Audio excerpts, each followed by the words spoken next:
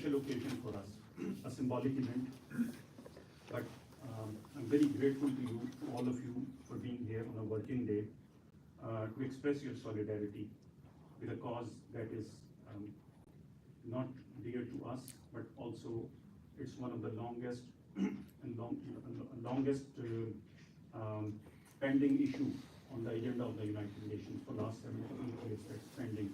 It's not a territorial issue, it's not an issue about the land, it's not about religion only, it is an issue that is about human rights, that's the right to self-determination and fundamental human rights, and that emanated from the partition of Indian subcontinent by the British in 1947. For those who don't know the complete history, I'll just say that there are two issues on the agenda of the United Nations Security Council since 1947 and 48 that await resolution. That is the issue of Jammu and Kashmir and the issue of Palestine.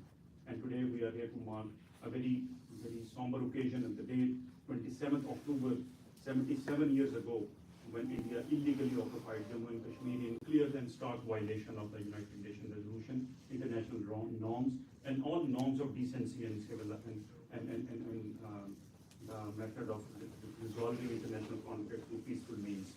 So we gather here today and to express not only our solidarity with the people of Kashmir, but to mark an occasion that we will continue to support and extend our moral and political support and diplomatic support to the people of Indian illegal fight in Kashmir.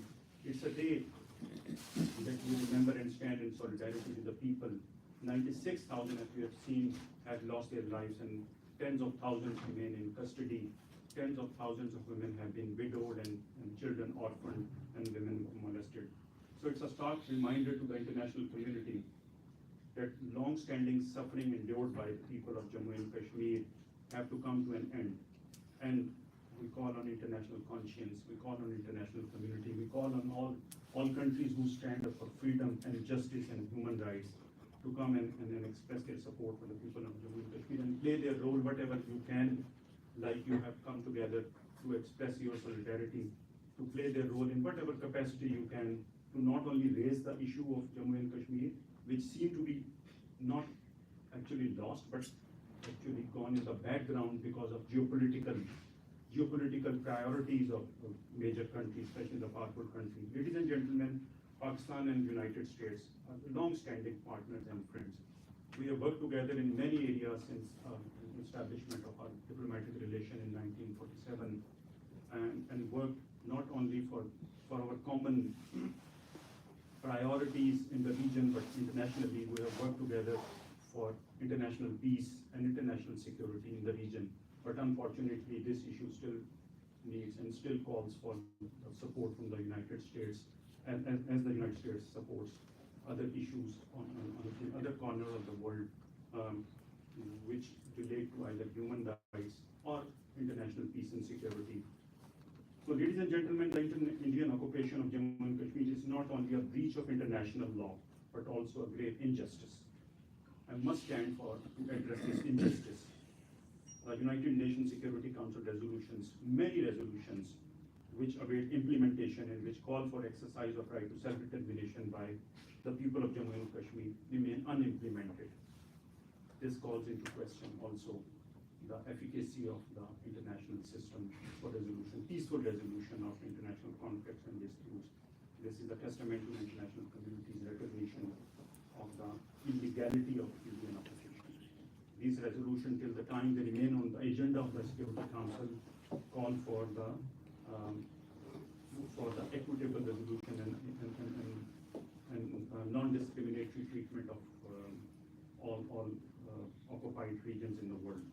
So must not turn blind eye to the gross human rights violation which persist in Indian illegally occupied Jammu and Kashmir. Pakistan affirms its firm and unwavering support, and we will continue to support politically, morally, and diplomatically the people of Jammu and Kashmir, and as we have done to all international disputes and other peoples who have sought freedom. Speaker, I would draw your attention to the resolution which California State Senate passed a couple of months ago with the support of our community, recognizing the role of Pakistani American community and recognizing the friendship between Pakistan and the United States. The resolution also, in its preambular paragraph, highlights Pakistan's role as a leading light to many nations in the world in securing freedom, justice, and liberty when it got independence. But this issue remains unresolved, and we call upon all our friends in the United States and the US government and all friends and human rights organizations to extend their support and to stand up for justice and for implementation of the pledges India has given to the United Nations and Security Council.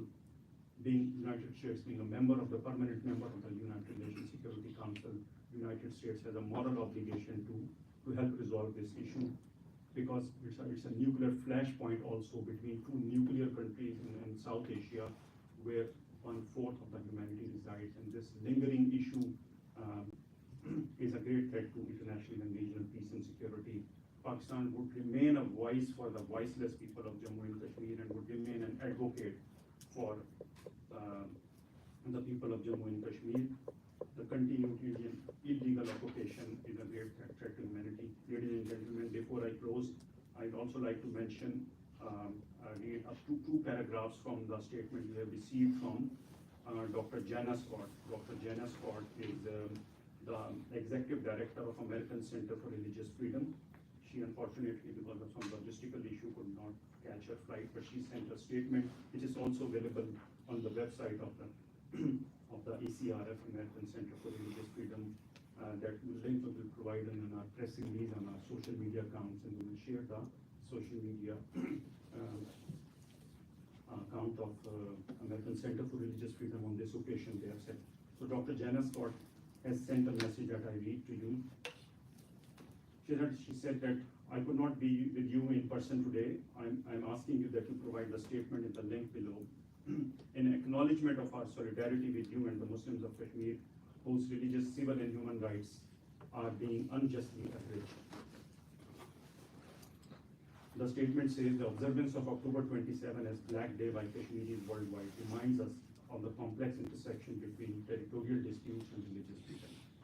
As an organization committed to protecting and promoting religious liberty globally, the American Center for Religious Freedom recognizes the profound implications this ongoing situation has for fundamental human rights and religious expression.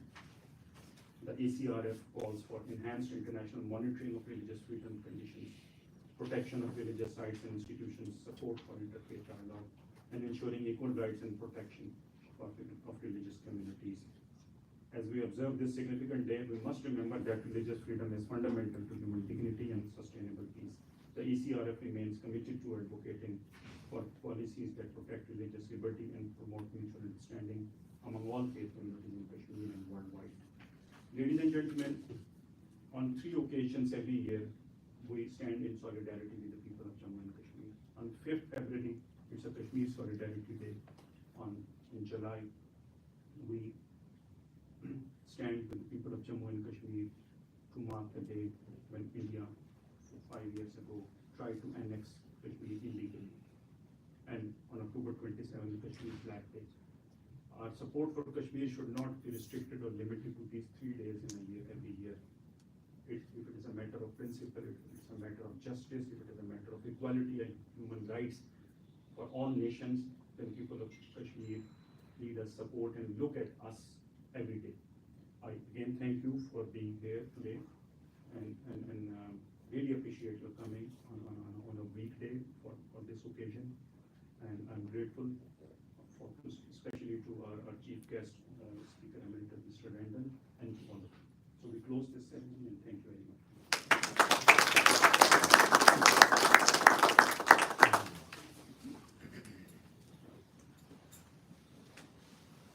Ladies and gentlemen, please proceed to the common room for refreshments.